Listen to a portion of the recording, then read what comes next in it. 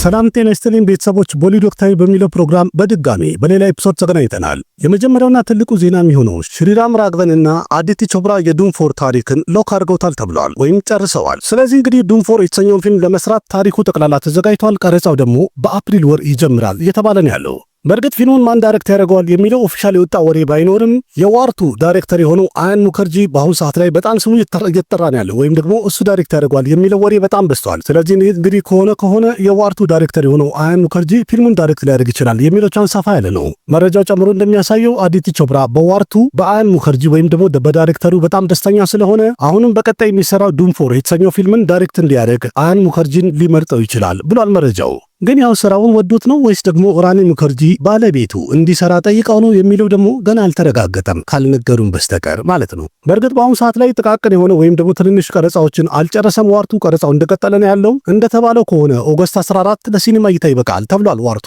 ስለዚህ ዋርቱ የተሰኘው ፊልም ለእይታ ከበቃ በኋላ ዳይሬክተር አያን ሙከርጂ ለዱም 4 ፕሪፕሮዳክሽን ስራ ዝግጅቱን ይጀምራል ማለት ነው። ስለዚህ እንግዲህ ቀረጻውን 2026 አፕሪል ወር ላይ የሚጀምር ከሆነ ፊልሙ ጣጣውን ጨርሶ እስከ 2026 መጨረሻ ካልሆነ ደግሞ 2027 የምናየው ፊልም ሊሆን ነው ማለት ነው።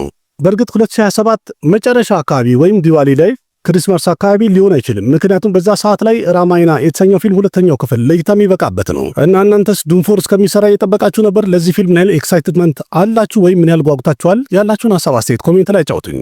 ሌላኛው ዜና ደግሞ ካንታራ የተሰኘው ፊልም ሌላ አንድ ፊልም ለመስራት በሱ ላይ እየተዘጋጁ እንደሆነ የወጡ መረጃዎች ያሳያሉ። ባለፈው እንግዲህ እንደተናገሩት ከሆነ ካንታራ ቻፕተር 1 ብለው ወይም ከመጀመሪያ አሁን ከወጣው ፊልም ቀደም ያለ የመጀመሪያ ታሪኩን የሚያሳይ ቻፕተር 1 ብለው አንድ ፊልም እንደሚሰሩ ተናግረው ነበረ። ስለዚህ እሱም ደግሞ ቀረጻው በአሁኑ ሰዓት ላይ ተጣጥፎ እየቀጠለ ያለው ፊልሙ ለእይታ በሚበቃ ሰዓት ላይ ደግሞ ሶስተኛ ታሪክ እንዳለውና ሌላ ፊልምም በዛው ዙሪያ ላይ እንደሚሰራ በዛው አናውንስ እናደርጋለን ብለዋል። ስለዚህ እንግዲህ መረጃው እንደሚያሳየው ከሆነ ካንታራ ቻፕተር 1 በሚለው የፊልሙ ታሪክ የማያልቅ ሲሆን ከዛ እንዲያውም የሚቀጥል ታሪክ አብሮ ተያይዞ መጨረሻው ላይ በጣም አስገራሚ የሆነ ሰስፔንስ ይተውለትና ከዛ ቀጥሎ ደግሞ ሶስተኛው ክፍል ለእይታ ይበቃል ወይም ደግሞ ይሰራል ተብሏል። ካንታራ ቻፕተር 1 ቀረጻው በአጠቃላይ አልቋል ማለት ይቻላል። የአንድ የሁለት ቀን ቀረጻ ነው የቀረው። ስለዚህ በዚህ ወር መጨረሻ ድረስ ሁሉንም ነገር ጨርሰው ያጠናቀቃሉ ተብሎ ይጠበቃል። የቀረጻው ጣጣ ካለቀ በኋላ ፖስት ፕሮዳክሽን ስራው ይቀጥላል። እንደተባለው ከሆነ ኦክቶበር 2 2025 ለእይታ ይበቃል ተብሏል። ይህ ካንታራ የተሰኘው ፊልም እንግዲህ በዚህ ዓመት በጣም ከሚጠበቁ ፊልሞች ተርታ ሊስቱ ላይ ከፊት የሚመራ ነው ወይም ደግሞ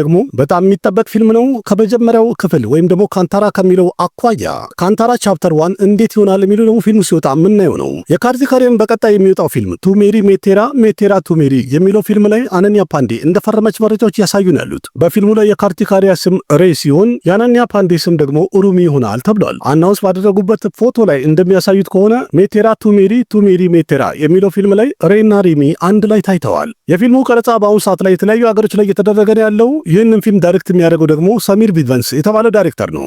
ስለዚህ እንግዲህ ቀረጻውን በአጠቃላይ እስከዚህ ዓመት መጨረሻ ድረስ ይጨርሳል የተባለ ሲሆን ፊልሙ ደግሞ ለእይታ የሚበቃው በሚቀጥለው ዓመት ቫለንታይን ዴይ ቀን ላይ ወይም ደግሞ ፌብራሪ 14 ለእይታ ይበቃል የተባለ ፊልም ነው። ግን ተመልካቹ ከዛ በፊት ካርቲ ካሪያና ዳይሬክተር አኑራግ ባሱ የሚሰሩበት ፊልም እንዴት እንደሆነ ተመልካቹ ማወቅ ይፈልጋል ወይም በጣም የሚጠበቅ ፊልም ነው። ስለዚህ እንግዲህ በቅድሚያ ዳይሬክተር አኑራግ ባሱና ካርቲ ካሪያን የሚሰሩበት ፊልም አናውንስመንቱን እንጠብቃለን መቼ እንደሚለቀቅ። የስዌምቡ ፊልም ሜከሮች እንደተናገሩት ከሆነ አንድ ፖስተር ለቀው ቲዘሩ በቀጣይ ጥቂት ቀናት ውስጥ ለእይታ እናበቃለን ብለዋል። ፖስተሩ ላይ ንክል ሲዳትና ሳሚታ አንድ ላይ ታዩበት ሲሆን በፊልሙ ላይም ሁለቱ ኦረኛ ሆነው እንደሚተውኑ በደንብ የሚያሳይ ፖስተር ነው። ይህ ፊልም ይዘቱ አንድ ማይቶሎጂካል ይዘት ያለው ፊልም ሲሆን በሃይማኖት ታሪክ ላይ የሚያጠነጥን ሲሆን ፊልሙንም ዳይሬክት የሚያደርገው በረት ክሽንቻኒ የተባለው ዳይሬክተር ዳይሬክት የሚያደርገው ፊልም ነው። ይህ ስዌምቤ የተባለው ፊልም እንግዲህ ቀረጻው ለረጅም ጊዜ የፈጀ ነው ወይም ደግሞ ብዙ ቀናትን ፈጅቷል። በቀጣይ ቲዘር ትሬለሩን ለቀው እንግዲህ የሚለቀቅበትን ቀን አናውንስ ከሚያደርጉ ያለ ትዕግስት ተመልካቹ የጠበቀ ነው ያለው። የባላክሪሽና በጣም የሚጠበቀው አከንዳቱ የተባለው ፊልም የሚወጣበት ቀን እንደተቀየረ የተነገረ ነው ያለው። ሴፕቴምበር ላይ ይወጣል ብለው ነበር። አሁን ደግሞ በወጣ መረጃ እንደሚያሳየው ወደ ዲሴምበር ተዘዋውሯል እየተባለ ነው ያለው። በእርግጥ አከንዳቱ የተባለው ፊልም በአሁኑ ሰዓት ላይ ቀረጻው እንደቀጠለ ነው ያለው፣ አላለቀም። ግን ቀደም ብሎ እንደተነገረው ከሆነ ሴፕቴምበር 25 2025 ላይ የፓቨን ከሊያል ኦጂ የተሰኘው ፊልም ለእይታ የሚበቃ ሲሆን እንደዛ ከሆነ ደግሞ የባላክሪሽና አከንዳቱ ከተባለው ፊልም ጋር ክላሽ ያደርጋል ብለው ፈርተዋል። ስለዚህ ቀረጻውም ስላላለቀ እንዲሁም ደግሞ ከኦጂ ጋር ክላሽ መሆን ስላልፈለጉ ፊልም ሜከሮቹ ሴፕቴምበር ላይ አስቦት የነበረውን እንግዲህ ወደ ዲሴምበር መጀመሪያ አካባቢ ለማዘዋወር አስበዋል። ጁን 10 እንግዲህ የባላክሪሽና ልደቱ ስለሆነ ከኦፊሻል ቲዘሩ ጋር አንድ አዲስ ነገርና የሚለቀቅበትን ቀን በዛ ይፋ ያደርጋሉ ተብሎ ይጠበቃል። በእርግጥ ዘራጃ ሳብ የተሰኘው የፕረባስ ፊልምም የዲሴምበር የመጀመሪያ ሳምንት ላይ ይወጣል ተብሎ እየተጠበቀ ነው ያለው። በቀጣይ እንግዲህ የሁለቱ ፊልሞች ኦፊሻል የሚለቀቅበትን ቀን እስከሚነግሩ እንጠብቃለን። ሌላኛው ዜና ደግሞ የአኑሽካ ሼትቲ በጣም የሚጠበቀው ጋቲ የተሰኘው ፊልም የሚለቀቅበትን ቀን ይፋ አድርገዋል። ጋቲ የተሰኘው ፊልም በእርግጥ አፕሪል 18 ለእይታ ይበቃል ብለው ነበረ። የተለያዩ ምክንያት በመጥራት እንግዲህ ፊልሙን የሚወጣበትን ቀን እንዳራዘሙት ተናግረው ነበረ። ይህ ፊልም ይዘቱ አንድ ክራይም ትሪለር ፊልም ሲሆን ክሪስ ጀገናት ሙሪ የተባለው ዳይሬክተር ዳይሬክት ያደረገው ፊልም ነው። የፊልሙ ታሪክ በእርግጥ ምን እንደሆነ በትክክል አላሳዩም ማለት ይቻላል። ግን ቲዘሩ ላይ እንደሚያሳየው የአኑሽካ ሼትቲ መልኳም ሆነ ስራዋ የፊልሙ ይዘት ምን እንደሆነ ለመገመት ትንሽ ከበድ ይላል መሰለኝ ነው። ተረድታችሁታል። በቀጣይ እንግዲህ የፊልሙ ታሪክ እንዴት ይሆናል፣ ፊልሙስ ቦክስ ኦፊስ ላይ ምን አይነት አቀባበል ያጋጥመዋል የሚለውን ደግሞ እድሜና ጤና ይስጠን አብረን ምና ይሆናል። ስለዚህ በአጠቃላይ የአኑሽካ ሼትቲ ጋቲ የተሰኘው ፊልም ጁላይ 11 ለሲኒማ እይታ ይበቃል ተብሏል በ2025። ከቬንትሪማንም በመቀጠል ደግሞ አሁን ደኑሽም በደንብ ያረጋገጠው ቫራቸኔቱ የተባለው ፊልም ቀረጻውን የሚቀጥለው ዓመት 2026 ላይ ይጀምራል ተብሏል። ወይም እንደሚጀምር በትክክል ደኑሽም ተናግረዋል። በእርግጥ እኔም ቀደም ብዬ በቦሊውድ ወቅታዊ አቅርቤ ነበረ። ቬንትሪማንን የተባለው ዳይሬክተር ከደኑሽ ጋር አንድ ፊልም ይሰራል ተብሎ ነበረ። ስለዚህ ቫሪቫሰን የተሰኘው ፊልምን ቀረጻ ከጨረሰ በኋላ ከደኑሽ ጋር ይሰራል እንደተባለም በትክክል አሁን እያረጋገጡልን ያሉት። የቫሪቫሰን ቀረጻውን 2026 መጀመሪያ አካባቢ ላይ ያጠናቅቃል የተባለ ሲሆን ስለዚህ ከዛ በኋላ ዳይሬክተር ቬንትሪማን የደኑሽ ቀጣይ ፊልሙን ዳይሬክት ያደርግለታል ማለት ነው። ስለዚህ እንግዲህ በቀጣይ ታዋቂው ዳይሬክተር ቬንትሪማን ከሁለት ትልልቅ አክተሮች ጋር ሁለት ፊልሞች ይዞ ይመጣል ማለት ነው። እድሜና ጤናውን ይስጠን። እንግዲህ ከቫሪቫሰንና ቫራቸኔቱ ከተሰኙ ፊልሞች ቦክስ ኦፊስ ላይ የትኛው ስኬታማ ይሆናል የሚለውን ደግሞ አብረን ምና ይሆናል። ቀደም ብለው ወጥተው ስለነበሩ ወይም ደግሞ ከኋላ ስለነበሩ ፊልሞች እንኳን ስናይ ቡልቹክ ማፍ የተሰኘው የራጅኩማር ራው ፊልም ኢንዲያን ቦክስ ኦፊስ ላይ በኔት ኮሌክሽን 60 ከሮር አካባቢ መሰብሰብ ችሏል። ይህ ፊልም ማለት እንግዲህ አድቫንስ ቡኪንጉ በጣም አነስተኛ ስለሆነ ለቲያትር ወይም ደግሞ ለሲኒማ መብቃቱ ቀርቶ በኦቲቲ ፕላትፎርም እንለቀዋለን ብለው በክርክር ሲኒማ ቤቱ ከሷቸው የፊልሙ ባለቤቶች ግድ ሆኖባቸው ለሲኒማ እይታ ያበቁት ፊልም እንግዲህ በመጨረሻም ከፍተኛ ገቢ ማስገባቱ አስገራሚ ያርጉታል። በእርግጥ የሲኒማ ቤት ባለቤቶቹ እንግዲህ ፊልሙን አይተው በትክክል የተረዱት ነገር ቢኖር ተመልካቹ እንደዚህ አይነት ፊልም እንደሚወድ እርግጠኛ ስለሆኑ እስከ መካሰስ ደርሰው በመጨረሻ በሲኒማ እንዲታይ ካደረጉ በኋላ አትርፈዋል፣ አግኝተዋል ማለት ይቻላል። ትክክል ነበሩ። ስለዚህ ቡልቹክ ማፍ የተሰኘው ፊልም በ10 ቀኑ በህንድ ቦክስ ኦፊስ 60 ከሮር ማለፉ አስገራሚ ሲያደርገው በዓለም አቀፍ ደረጃ ደግሞ በ10 ቀኑ 75 ከሮር ማለፉ የበለጠ ድንቅ አድርጎታል። በዚህ ወር በ5 እና በ6 ተግላይፍና ሃውስፉል 5 የተሰኙ ፊልሞች ለእይታ ባይበቁ ኖሮ ይህ ፊልም በእርግጠኝነት 100 ከሮር ማለፉን ያረጋገጠ ፊልም ነበረ።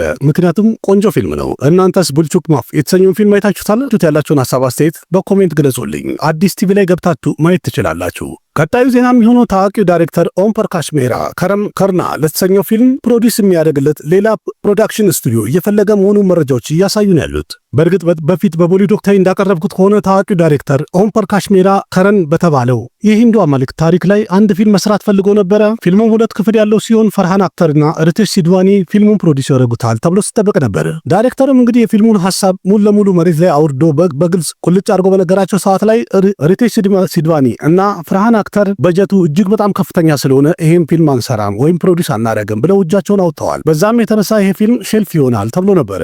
ግን አሁን ላይ በቅርቡ በወጣ መረጃ እንደሚያሳየው ከሆነ ዳይሬክተሩ ኦም ፕርካሽ ሜህራ ጂኦ ስቱዲዮ፣ አፕላስ ኢንተርቴይንመንት እና ጀንግሊ ፒክቸርስን እያናገረ እንደሆነ መረጃዎች ያሳያሉ። ዋናው ትልቁ ችግር ደግሞ ዳይሬክተሩ ኦም ፕርካሽ ሜህራ ይህንን ፊልም በ2 ክፍል መስራት ነው የፈለገው። ለዛም ደግሞ 600 ከሮር በጀት ያስፈልገኛል እያለ ነው። በአሁኑ ሰዓት ላይ ደግሞ እንደሚታወቀው ትልልቅ በጀት የወጣባቸው ፊልሞች ቦክስ ኦፊስ ላይ የሚያሳዩትን ሂደት ከማየት ፕሮዲውሰሮቹ 600 ከሮር ለአንድ ፊልም ለማውጣት እየፈሩ እምቢ እያሉ ወደኋላ እየሸሹ ነው ያሉት። አንዳንድ ፕሮዳክሽን ካምፓኒዎች በሱሪያ ፋንታ በፊልሙ ላይ አንድ ትልቅ የቦሊውድ አክተርን ካሰራ እንሰራለን ያሉ ሲሆን ዋናው ትልቁ ምክንያት ደግሞ ሱሪያ ያለፉት ፊልሞቹን ወደኋላ መለስ ብለን ብናይ ይህን ያለየት ያለ ምርጥ ገንዘብ ሊሰሩ አልቻሉ። እንደሚታወቀው ቀደም ብሎ ሱሪያ ከንጓ የተሰኘ ፊልም ሰርቶ ነበረ። ያ ፊልምም ከ300 እስከ 350 ከሮር በጀት ወጥቶለት ነበረ። ግን ይሄ ፊልም ኢንዲያን ቦክስ ኦፊስ ላይ ወይም በህንድ ቦክስ ኦፊስ ላይ 100 ከሮር እንኳን መድረስ አልቻለም። በሁሉም ቋንቋ ተለቆ ማለት ነው። ስለዚህ እንግዲህ ከረን የተሰኘውን ፊልም ለመስራት ሱሪያ ማለት እንግዲህ ለፊልሙ አደጋ ነው ብለው ይፈሩ ይመስላል። በቀጣይ ደግሞ ምን እንደሚባልና የሚወጣውን መረጃ አብረን እናያለን። እናንተ ስለ ከረን ፊልምና ስለ ሱሪያ ቀደም ብላችሁ ሰምታችሁ ነበረ? ምን ትላላችሁ? ያላችሁን ሐሳብ አስተያየት ኮሜንት ላይ ጻፉልኝ። ሌላኛው በጣም ትልቁና መነጋገሪያ የሆነው ዜና ቢኖር ታዋቂውና ዝነኛው አክተር ሻሩክ ካህንና የታሚል በጣም ትልልቅ ፊልሞችን በመስራት በአሁኑ ሰዓት ላይ ከፊት እየመራ ያለው ማይትሪ ሙቪ ሜከር የተባለው ካምፓኒ አንድ ላይ አብሮ ለመስራት ትልቅ ፊልምን ለመስራት ፓን ኢንዲያ የሆነ ፊልም ለመስራት እየተነጋገሩ ነው እየተባለ በጣም እየተወራ ነው ያለው። በእርግጥ ይሄ ወሬ ኦፊሻል አይደለም፣ ምን ያህል ትክክል እንደሆነ ባይታወቅም ሻሩክ ካህን ለዚህ ፊልም 300 ከሮር ክፍያ እንዲከፈለው ጠይቋል ተብሏል። ማይትሪ ሙቪ ሜከርስም ለሻሩክ ካን 300 ክሮር ለመስጠት ፈቃደኛ ሆነዋል የሚል መረጃ ወጥቷል። ትልቁ ጥያቄ ግን እውነት እንደዚህ ይሆናል? በአሁኑ ሰዓት ላይ ለአንድ ፊልም ራሱ 300 ክሮር እየወጣ በጣም በችግር ብዙ ፊልሞችን እያየን አይደለም ያለ ነው። የተወሰነ ፊልም ነው ይሄን ያህል በጀት ቢወጣለት እና አንድ ፕሮዳክሽን ሃውስ ለአክተር ክፍያ ብቻ 300 ክሮር ሊከፍል ይችላል? እውነት ይሆናል ይሄ ዜና? በእርግጥ ልክ ይሆናል። ምክንያቱም ቀደም ብሎ ፑሽፓቱ በዚሁ ካምፓኒ የተሰራ ሲሆን ያሉ አርጁን ክፍያና እንዲሁም ደግሞ ከጥቅም ላይ የተጋራው አንድ ላይ ሲደመር 300 ክሮር እንደደረሰ መረጃዎች ቀድሞ አሳይቶን ነበር። ከዛ ሌላ ደግሞ ዘ ግሬተስት ኦፍ ኦል ታይም የተሰኘው ፊልም ፕሮዲውሰር የሆነችው አርችና በአንድ ኢንተርቪው እንደተናገረችው ከሆነ ቪጄ ለዚህ ፊልም 200 ክሮር እንደተከፈለ ተናግራ ነበር። ስለዚህ ዜናው ትክክል ከሆነ ማይትሪ ሙቪ ሜከርስ በጣም ትልቅ የሆነ ፓን ኢንዲያ ፊልም ያሰቡ ይመስላል። ስለዚህ ሻሩክ ካን ለማሰራት 300 ክሮር ቢከፍሉት ይገባዋል የሚባል ነው። በእርግጥ ይሄ ነገር ኦፊሻል አይደለም፣ እኔም እርግጠኛ ሆኜ እያወራሁት አይደለም። ግን ቢታይ በአጠቃላይ ሶሻል ሚዲያው ላይ ስለዚህ ነገር በተደጋጋሚ የተፖሰተ እየተወራን ያለው፣ ቀሪው ደግሞ ኦፊሻል አናውንስመንት እስከሚወጣ ድረስ አብረን እናያለን። አንድራግ ባሱ ዳይሬክት የሚያደርገው ሜትሮ ኢንዲኖ የተሰኘው ፊልም ትሬለሩ ለእይታ በቅቷል። በትሬለሩ ላይ እንደሚያሳየው ከሆነ 4 የተለያዩ ጥንዶችን የሚያሳይ ሲሆን እንደሚያሳየውም ትሬለሩ ላይ 2 ሰዎች ይገናኛሉ። ከዛ በኋላ ወደ ፍቅር ይገባሉ፣ የተለያየ ነገር ያደርጋሉ። ከዛ ምንነቱ ባልታወቀ ምክንያት ሲጨቃጨቁና ሲለያዩ ይታያል። ከተለያዩ በኋላ ደግሞ በድጋሚ ሲፋቀሩም ይታያል። በትሬለሩ ላይ የታየው 4ቱም ታሪክ በዚሁ ፓተርን የሚቀጥል ሲሆን ፊልሙ ሲወጣ ደግሞ እንዴት እንደሚሆንና ምን አይነት ታሪክ እንደሚያሳዩን አብረን እና ይሆናል። እናንተስ ሜትሮ ኢንዲኖ የተሰኘው ፊልም ትሬለሩን አይታችሁታል? ስለዚህ ምን ትላላችሁ? ያላችሁን ሐሳብ አስተያየት ኮሜንት ላይ አስቀምጡልኝ። አሪፍ ፊልም የሚሆን ይመስላችኋል? በዛውም አናውንስ እንዳደረጉት ከሆነ ጁላይ 4 ለሲኒማ እይታ ይበቃል ብለዋል። किसी के साथ पूरी जिंदगी गुजारने के लिए बार बार प्यार में पड़ना पड़ता है उसी एक इंसान के साथ አኮኪ ጉስታኪያ የተሰኘው ፊልም የመጀመሪያ ግሊፕስ ወይም ጨረብታ ቪዲዮ ለእይታ ይበቃ ሲሆን በዛች ቪዲዮ ላይም ቪክራንት መሲና ሽናያ ካፑር በደንብ ድምቅ ብለው ታይተውበታል። ይህ አንድ ሚውዚካል የሆነ ሮማንቲክ ድራማ ፊልም ሲሆን ሰንቶሽ ሲንግ የተባለው ዳይሬክተር ዳይሬክት ያደረገው ፊልም ነው። ስለዚህ በዛው እንደተናገሩትም ከሆነ ጁላይ 11 ለሲኒማ እይታ ይበቃል ብለዋል። በእርግጥ በጣም አስገራሚ የሚያደርገው ጁላይ ወርን ልክ እንደ ፌብራሪ የፍቅር ፊልሞችን በላይ ለማውጣት አስበዋል የሚያስብል ነው። ምክንያቱም ጁላይ ላይ ፐረም ሱንደሪ፣ ሲዳርት መልሆትራና ጃንቪ ካፑር የሚሰሩበት አንድ ፊልም ለእይታ የሚበቃ ሲሆን የአኑራግ ባሱ ደግሞ ሜትሮ ኢንዲኖ የሚለው ፊልምም ሌላ ፊልም ለእይታ ይበቃል። ሞሂት ሱሪ ዳይሬክት ያደረገው ደግሞ ሰያራ የተሰኘ ፊልምም ለእይታ ይበቃል። እነዚህ ሁሉ የፍቅር ፊልሞች ናቸው። ስለዚህ እንግዲህ አኮኪ ጉስታኪያ የተሰኘው ፊልም ቲዘሩና ትሪለሩን በቀጣይ እስከሚለቁ እንጠብቃለን። የቪክራንት መሲ ይሄ ፊልም እንዴት እንደሚሆንም ደግሞ አብረን ምና ይሆናል። ኖ ኢንትሪ ክፍል 2 የተባለው ፊልም ላይ ወይም ኖ ኢንትሪ 2 ላይ ድልጅት ዶሳን ለምን ወጣ ተብሎ የፊልሙ ዳይሬክተር የሆነው አኒስ በዝኒ በተጠየቀ ሰዓት ላይ የተናገረው የፈለገ ተዋናይ ቢቀያየርም የኔ ትኩረቴ ግን ሙሉ ለሙሉ ፊልሙን በመስራቱ ላይ ነው ብሏል። እንደሚታወቀው ኖ ኢንትሪ ክፍል 2 ላይ ቨሩን ደቨን፣ አርጁን ካፑርና ድልጅት ዶሳን እንደሚተውኑ ቀደም ብሎ ተነግሮ ነበረ። ከቀረጻው ሰዓት ጋር ወይም ከቀረጻው ጊዜ ጋር ድልጅት ዶሳን ምንም ጊዜ ማግኘት ስላልቻለ ወይም ከሌላ ስራ ጋር ስላልተመጣጠነለት ወይም ቢዚ ስላደረገው ከቀረጻው ወይም ከፊልሙ ሙሉ ለሙሉ ድልጅት ዶሳን ሊወጣ ችሏል። አኒስ በዝኒ ጨምሮ እንዳለም ከሆነ የፊልሙ ዳይሬክተር ፊልሙ ወጣም ወረደም እየተሰራን ያለው ከዚህ የበለጠ ታዲያ ለኔ ምን የሚያስደስት ነገር አለ ብለዋል። ጨምሮ እንዳለውም ከሆነ ሁል ጊዜ መጀመሪያ ከመረጥኩት ከአክተር ጋር ሰርቻ አላቅም፣ እንዲያውም አንዳንድ ጊዜ ሁለተኛና ሶስተኛ ምርጫ ካረኳቸው አክተሮች ጋርም ፊልሞች ሰርቻለሁ። እነዛ ፊልሞችን በጣም ተቀባይነትን አግኝተው ስኬታማም ሆነውልኛል ብለዋል። እንዲያውም ተመልካቹ ከሱ የተሻለ ማንም አይሰራውም እስከ ማለትም የደረሱበት ተዋናይ አለ ብሎ ጠቅሰዋል። የሚሆነው መሆኑ አይቀርም። ስለዚህ የሚሆነው ነገር ደግሞ ሁል ጊዜ ለበጎ ነው ማለቱ የበለጠ የሚያስማማ ቃል ተናግሯል አስብሎታል። ስለዚህ ኖ ኢንትሪ ክፍል 2 ፕሪ ፕሮዳክሽን ስራውን በአጠቃላይ ጨርሷል። ስለዚህ ተጨማሪ የሚገባው ሶስተኛው አክተር ስምና ሌሎች የሚገቡ አክትረሶችን አናውንስ ያደርጋሉ ተብሎ ይጠበቃል። ቀረጻው እስከዚህ ዓመት መጨረሻ ድረስ ይጀምራል የተባለ ሲሆን ፊልሙም ደግሞ ጣጣውን ጨርሶ ለእይታ የሚበቃው እስከ 2026 አጋማሽ ይሆናል ተብሏል። ቪጄ ቨርማም ሌላ አዲስ ፕሮጀክት እንደያዘ ተናግሯል። ስለዚህ ከሃንሰን ሜታ ጋር አንድ ፊልም ሰራ ነው ብለዋል። በእርግጥ ቆየት ቢልም አንድ ዜና ተሰምቶ ነበር። እሱም ደግሞ ሃንሰን ሜታ ከኔትፍሊክስ ጋር የአሜሪካ ተከታታይ ፊልም የሆነው ቢሊየንስ የተሰኘውን እሱን ሪሜክ ለማድረግ እንዳሰበ ተነግሮ ነበረ። በፊልሙ ላይም ቪጄ ቨርማና አኒል ካፑርን አስፈርሞ ሊያሰራቸው ነው የሚል መረጃ ወጥቶ ነበር። ይህ ተከታይ ፊልምም በዘረፋ ታሪክ ላይ የሚያጠነጥን የቢዝነስማኖች ታሪክ ነው የተባለ ሲሆን የፊልሙ ታሪክም 2 ፓወርፉል የሆኑ ቢዝነስማኖች በእነሱ ታሪክ ላይ የሚያንዣብብ ወይም ደግሞ የሚያጠነጥን ታሪክ ነው ተብሎ ነበር። ስለዚህ እንግዲህ አሁን የተናገረው ያ ተከታይ ፊልም ነው ወይስ ደግሞ ሌላ አዲስ ፕሮጀክት ነው የሚለው በቀጣይ ጥቂት ቀናት ውስጥ ይፋ ይወጣል። አናውንስ ሲያደርጉም ደግሞ ያቀርብላቸዋለሁ። የራጅ ኩማራው ቀጣይ ፊልሙ በጋንግስተር ታሪክ ላይ የሚያጠነጥነው ማሊክ የተሰኘው ፊልም ቲዘሩ ላይ በቅቷል። ራጅ ኩማራው አደገኛ ጋንግስተር ሆኖ በቲዘሩ ላይ ይታያል። 1 ደቂቃ ከ19 ሰከንድ በሆነው ቲዘር ላይ እንዳሳዩት ከሆነ የፊልሙ ታሪክ በ1988 የሚያጠነጥን ሲሆን ኢላሃባድ የሚባለው አካባቢ ላይ የፊልሙ ታሪክ ያጠነጥናል። በጣም በደም መፋሰስ የተሞላ የግድያ ታሪክን በድጋሚ ሊያሳዩን ነው ማለት ነው። ግን የፊልሙ ታሪክ አንድ ጋንግስተር ድራማ ፊልም ስለሆነ ምናልባት ተመልካቹን ይስባል ተብሎ ይጠበቃል። በእርግጥ ቲዘሩ ላይ ያን ያህል የፊልሙ ታሪክ ምን እንደሆነ ዘርዘር አድርጎ ባያሳይም በአጭሩ ግን ሊያሳዩ የሞከሩት በአሁኑ ሰዓት ላይ በሲኒማው ላይ በጣም ተወዳጅ የሆነው ይሄ ብሩታል ሲን እንደበዛበት፣ ጭካኔና ደም መፋሰስ እንደበዛበት በደንብ ድምቅ አድርጎ አሳይተዋል። ቲዘሩ ምንም አይልም ጥሩ ነው የሚባል ሲሆን የፊልሙ ታሪክም ልክ እንደዚህ ቆንጆ ይሆናል ብለን እንጠብቃለን። ስለዚህ የራጅ ኩማራው ቀጣይ ፊልሙ ማሊክ ጁላይ 11 ለሲኒማ እይታ ይበቃል ብለዋል።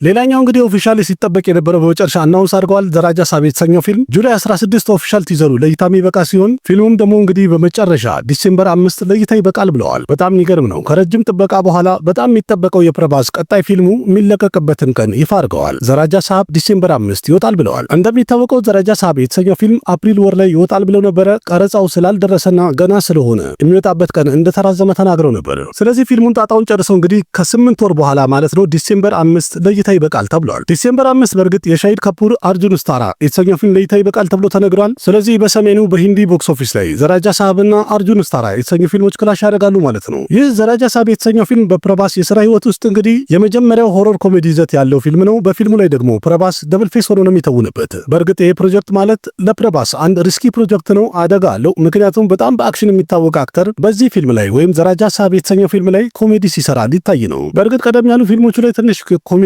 አሳይቷል፣ ቀልዷል። ግን ይሄ ሙሉ ለሙሉ የፊልሙ ታሪክ በኮሜዲ ታሪክ ላይ የሚያጠነጥን ስለሆነ ተመልካቹ እንዴት ይቀበለዋል የሚለው አሁን ማጠያየቂ ነው። እናንተስ ምን ትላላችሁ? ዘራጃ ሳብ የተሰኘው ፊልም ፕረባስ ኮሜዲ ሲያሳይ ተመልካቹ ይወድለታል? ልክ እንደ ሌላ ፊልሞቹ ጥሩ አቀባበል ያገኛል? ያላችሁን ሐሳብ አስተያየት ኮሜንት ላይ ጻፉልኝ። የቤንዝ ፊልም አንድ ግሊፕስ ለእይታ የበቃ ሲሆን ጨረፍታ ቪዲዮ ኒል ፓውሬ የተባለው አክተር እንግዲህ ቤንዝ ሆኖ ገጸ ባህሪውን አሳይቷል። ቤንዝ ማለት እንግዲህ የሎኬሽ ከነገራችን ሲኒማቲክ ዩኒቨርስ አንድ ክፍል የሆነ ፊልም ነው። በኪያራጅ ከረን የተባለው ዳይሬክተር ያደርጓል የተባለ ፊልም ነው። በፊልሙ ላይ መሪ ተዋናዩ ራግቫን ሮሬስ የተባለው አክተር ሲሆን ኒል ፋውሌ ደግሞ በፊልሙ ላይ ቪለን እንደሚሆን አናውንስ አድርገዋል። ቤንዝ ፊልም በአሁኑ ሰዓት ላይ ቀረጻ አጣጥፎ እየቀጠለ ነው ያለው። ምክንያቱም እንደተባለው ከሆነ እስከ ሴፕቴምበር መጨረሻ ካልሆነ ደግሞ ኦክቶበር መጀመሪያ አካባቢ እናጠናቅቀዋለን ብለዋል። ስለዚህ እንግዲህ የሚለቀቅበትን ቀን ገና ይፋ አላደረጉም። ስለዚህ የሎኬሽ ከነግራጅ ሲኒማቲክ ዩኒቨርስ አንድ ክፍል ስለሆነ ይሄ ፊልም እንዴት ይሆናል የሚለውን ደግሞ አብረን ምን ይሆናል። የአቢሼክ በነርጂ ቀጣይ ፊልሙ ስቶልን የተሰኘው ፊልም ለእይታ በቅቷል በኦቲቲ ፕላትፎርም። ይህም ፊልም እናንተ ማየት ከፈለጋችሁ አዲስ ቲቪ ላይ በአማርኛ ትርጉም ማግኘት ትችላላችሁ። ምርጥ ፊልም ነው። ፊልሙ እንግዲህ 1 ሰዓት ተኩል ያህል አይናችሁን እንኳን ለመጨፈን ፓታም አይሰጣችሁም። ታሪኩ ምንድነው ካላችሁ እንግዲህ ትሬለሩ ላይ እንዳሳዩት ከሆነ ጎተምና ረመን አንድ ባቡር ጣቢያ ላይ ይደርሳሉ። እነሱ ልክ እንደደረሱ ከስቴሽኑ ላይ አንድ ሕፃን ልጅ ትጠፋለች።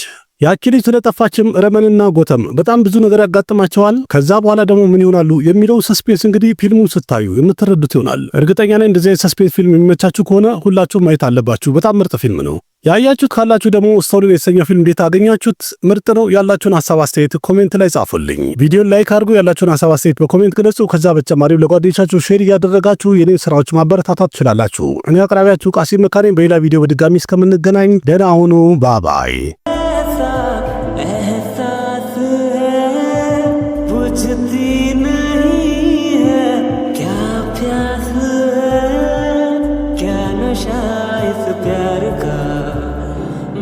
पे सनम छाने लगा, कोई न जाने क्यों चैन होता है, क्या करूँ हाय कुछ कुछ होता है, क्या करूँ हाय कुछ कुछ होता है।